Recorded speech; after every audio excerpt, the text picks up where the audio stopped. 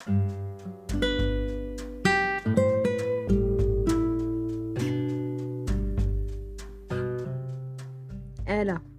North Hampton, مئی 21، 2008۔ دوسرے دن صبح David شرمندہ سا گھر میں داخل ہوا۔ اس نے دیکھا کہ ایلا محو خواب ہے اور ناول کھلا ہوا اس کے ایک طرف پڑا ہوا ہے، ساتھ ہی ساتھ وائن کا گلاس بھی لڑک رہا ہے۔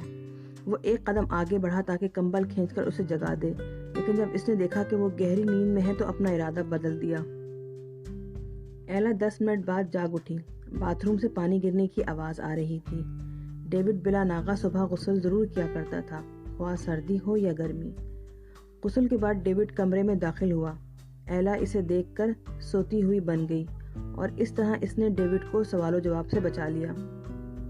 1 گھنٹے بعد ڈیوڈ بچوں کو لے کر باہر چلا گیا اور ایلا کچن میں کچھ کام کرنے لگی۔ زندگی حسب معمول رواں دواں تھی۔ اس نے اپنی پسندیدہ کھانا پکانے والی کتاب کو کھولا، کھانا پکانے کی آسان ترکیبیں۔ تھوڑا سا مطالعہ کرنے کے بعد اس نے ایک مینیو انتخاب کیا جس میں مصروف رہ کر وقت اچھا گزارا جائے۔ دل لگا کر اس نے کچھ تیار کر ہی لیا اور اس کو سکون میسر آ گیا۔ کچن ایک ایسی جگہ تھی جہاں بیٹھ کر وہ دنیا کے ہر غم سے بیگانہ ہو جاتی تھی۔ ایلا اپنے روزانہ کے معمول پر جی جان سے فدا تھی۔ ہر ویک اینڈ پر وہ لوگ اپنے پسندیدہ مال جایا کرتے اور ہر ماہ کی پہلے اتوار کو اپنے گھر پہ ایک ڈنر پارٹی منعقد کرتے۔ ڈیوڈ گھر میں بہت کم وقت گزارا کرتا۔ گھر کی تمام ذمہ داری ایلا کے سپرد تھی۔ رقم کا انتظام کرنا، گھر کی صفائی، فرنیچر درست رکھنا، لوگوں کو پیغام پہنچانا، بچوں کے معاملات دیکھنا، ان کے ہوم ورک کروانا وغیرہ وغیرہ۔ ہر جمعرات کو وہ فیوژن کوکنگ کلب جایا کرتی، جہاں مختلف ممالک کے افراد مل جل کر گپ شپ لگایا کرتے اور اپنے اپنے کھانے کی ترکیبیں ایک دوسرے کو بتایا کرتے۔ اسی طرح ہر ایک کو کچھ نئے پرانے نسخوں سے واقفیت ہو جاتی۔ جمعے کے دن وہ کئی گھنٹے اناج کی مارکیٹ میں گزارتی، کسانوں اور تھوک فروشوں سے معلومات حاصل کرتی اور کچھ اپنے مشوروں سے بھی نوازتی، اور جو سامان اس کو اپنی مرضی کے مطابق مل جاتا لے کر گھر چلی آتی۔ ہفتے کی شام ڈیوڈ ایلا کو لے کر کسی ریستوران میں چلا جاتا، خاص طور پر تھائی یا جاپانی۔ وہاں خوب اچھی طرح کھا پی کر واپس آتے اور پھر آپس میں دل لگی کرتے کرتے سو جاتے۔ مگر اب کئی سال گزر چکے تھے، یہ سب باتیں خواب ہو چکی تھیں۔ بعض دفعہ کئی ہفتے یوں ہی گزر جاتے۔ ایک دور تھا جب ایلا کافی پرجوش تھی، مگر اب جب کہ وقت آگے بڑھ گیا تھا وہ اپنے آپ کو کافی پرسکون محسوس کرنے لگی تھی۔ اب ایک مسئلہ پیدا ہو گیا تھا۔ ڈیوڈ کو اب گھر سے نہیں بلکہ باہر سے کافی دلچسپی تھی۔ اس نے چند ایک خواتین سے دوستی قائم کر رکھی تھی۔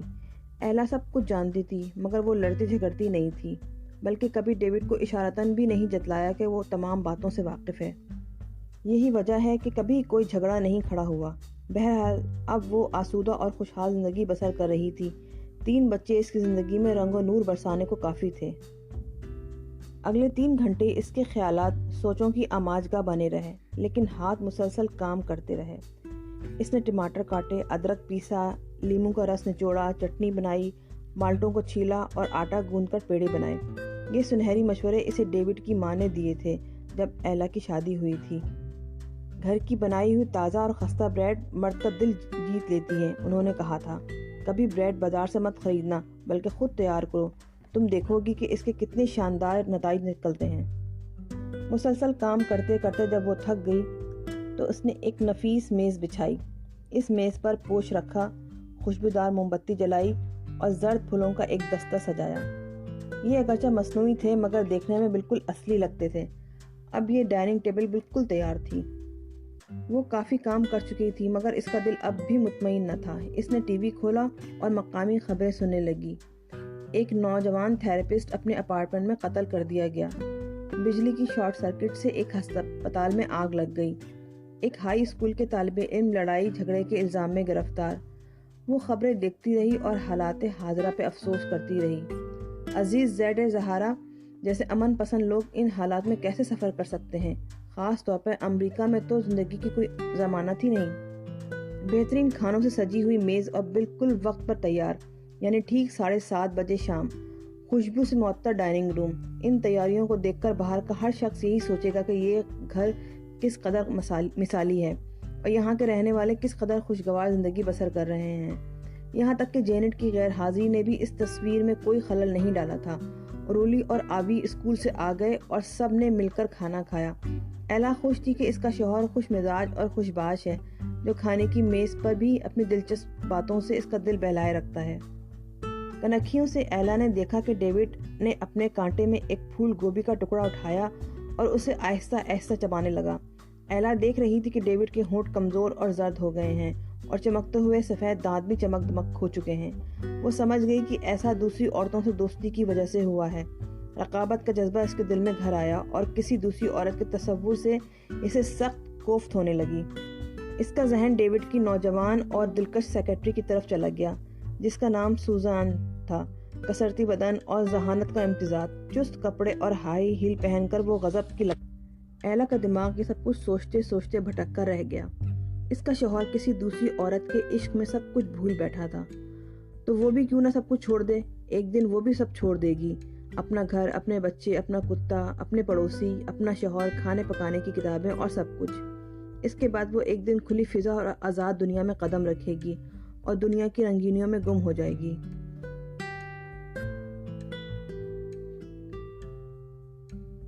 عالم اور استاد، بغداد، 26 جنوری 1242۔ درویشی اختیار کرنے کے لیے ایک عظیم تحمل اور برداشت کی ضرورت ہوتی ہے۔ شمس تبریزی میں یہ خصوصیات بردرجہ عتم موجود تھیں۔ 9 ماہ گزر چکے تھے اور وہ ابھی تک یہیں موجود تھا۔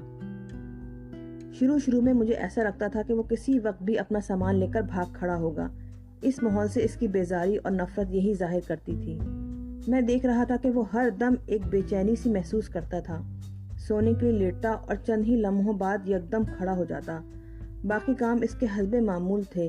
کھانا بھی پیٹ بھر کر کھاتا۔ وہ ایک ایسی آوارہ چڑیا کی طرح تھا جس کی کوئی منزل نہ تھی اور جس کی سمجھ میں نہیں آ رہا تھا کہ اسے کیا کرنا چاہیے۔ کبھی کبھی مجھے ایسا لگتا جیسے اب وہ بھاگنے ہی والا ہے، مگر ایسا نہیں ہوا۔ اس کے طور طریقے جس قدر سلجھے ہوئے تھے، وہ اسی قدر اپنے ارادے میں مصمم تھا۔ وہ اپنے ساتھی کی آمد کا انتظار کر رہا تھا۔ شمس کو یقین تھا کہ ایک دن میں اس کو خوشخبری سناؤں گا کہ جس کا انتظار تھا وہ مل گیا ہے اور تم فلاں جگہ جا کر اس سے مل لو۔ اسی یقین پر وہ آج تک یہاں رکا ہوا تھا۔ 9 ماہ کے درمیان مجھے اس کے بے حد قریب رہنے کا موقع ملا۔ ایک ایک لمحہ میرے لیے تعجب خیز اور حیرت کا باعث تھا کہ درویش کی مصروفیات کس قسم کی ہیں۔ جو بات دوسرے سیکھنے میں کئی ماہ لگا دیتے اور کبھی کبھی سال بھی، درویش وہ بات 1 ہفتے میں سیکھ لیتا تھا، بلکہ اور بھی کم وقت میں۔ اس کے اندر تحقیق اور تجسس کا جذبہ کوٹ کوٹ کر بھرا ہوا تھا۔ قدرت کے ہر راز کو وہ گھول کر پی جانا چاہتا تھا۔ چند روز قبل میں نے دیکھا کہ وہ باغ میں بڑے انہماک سے مکڑی کے جال کی موزونیت اور تناسب کا جائزہ لے رہا تھا اور ایک پھول پر ٹپکے ہوئے شبنم کے قطرے پر غور و فکر کر رہا تھا۔ کیڑے مکوڑے، پھول اور پودے اور جانور اسے کتابوں کی نسبت زیادہ دلچسپ اور خوبصورت لگتے تھے، لیکن جب میں اس سوچ میں پڑ جاتا کہ وہ پڑھتا لکھتا کیوں نہیں ہے، عین اسی وقت اس کے ہاتھوں میں کوئی پرانے زمانے کی کتاب آ جاتی اور پھر کئی ہفتے وہ مستقل پڑھتا لکھتا رہتا۔ جب میں نے اس سے اس بارے میں سوالات کیے تو کہنے لگا کہ میں عقل و دانش کی باتوں کو اپنے ذہن میں محفوظ رکھنا چاہتا ہوں، کہیں ایسا نہ ہو کہ ایک دن میں سب کچھ بھول جاؤں۔ عقل و دانش اور محبت کے لوازمات الگ الگ ہیں، وہ کہہ رہا تھا۔ دانش اور خرد مندی انسان کو ایک مٹھی کی طرح مضبوط گرفت میں باندھے رکھتی ہے اور اس میں کسی نقصان کا خطرہ نہیں ہے، مگر محبت مختلف زاویوں سے ایک جوا ہے جس میں سب کچھ گنوا دینے کا بھی خطرہ رہتا ہے۔